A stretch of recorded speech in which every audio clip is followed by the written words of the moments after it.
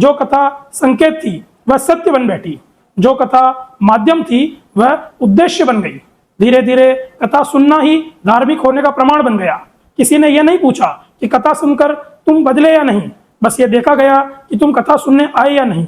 धर्म अनुभव से हटकर उपस्थिति बन गया और फिर कथा को दोहराया जाने लगा। एक ही कथा बार बार सालों तक, लेकिन जो बात बार बार दोहराई जाती है वह सोच नहीं बनाती, वह आदत बना देती है। अब कथा मन को चुनौती नहीं देती थी, अब कथा मन को सुलाने लगी।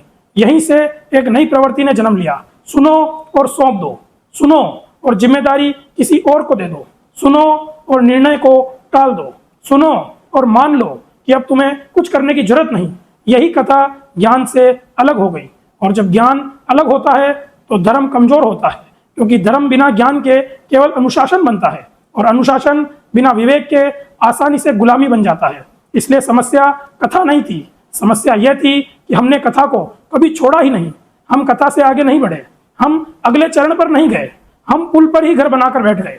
और जब पूरा समाज पुल पर रुक जाता है तो यात्रा खत्म हो जाती है। यहीं से धर्म का विनाश शुरू हुआ।